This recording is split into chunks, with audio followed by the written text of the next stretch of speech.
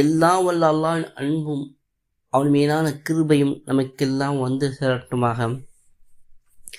அன்புக்குரிய அல்லாஹ்வின் நல்லடியார்களே, இரவு தூங்கும் முன் ஆயத்து குர்சி எனப்படும் 2வது அத்தியாயம் 255 வசனத்தை ஓதிக்கொண்டால் அல்லாஹ்விடமிருந்து பாதுகாவல் ஏற்படும், ஷைத்தான் நெருங்க மாட்டான் என்று ரசூலுல்லாஹி ஸல்லல்லாஹு அலைஹி வஸல்லம் கூறினார்கள். மேலும் வீட்டில் பரக்கத் மற்றும் வாழ்க்கையில் அபிவிருத்தியும் அதிகரிக்க இந்த துவா உதவுகின்றது.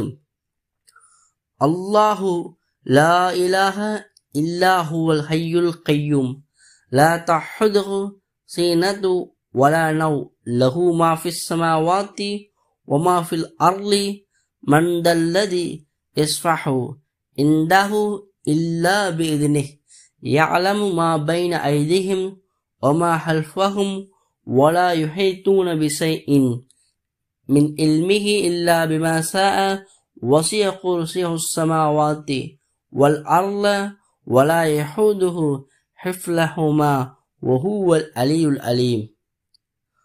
இதன் பொருளானது, அல்லாஹ்வை தவிர வேறு வணக்கத்துக்குரியவன் வேறு யாரும் இல்லை, அவன் என்றும் உயிருடன் இருப்பவன், அவனுக்கு சிறு உறக்கமோ ஆழ்ந்த உறக்கமோ ஏற்படாது, வானங்களில் உள்ளவையும் பூமி உள்ளவையும் அவனுக்கே உரியன, அவன் அனுமதித்தால் தவிர அவனிடம் யார்தான் பரிந்து பேச முடியும், அவளுக்கு முன்னேயும் பின்னையும் உள்ளதை அவன் அறிகிறான், அவன் அறிந்திருப்பவற்றை எதையும் அவர்களால் அறிய முடியாது, அவன் நாடியதை தவிர அவனது ஆசனம் வானங்களையும் பூமியையும் உள்ளடக்கும், அவ்விரண்டையும் காப்பது அவனுக்கு சிரமமா அன்று, அவன் உயர்ந்தவன் மகத்துவமிக்கவன்.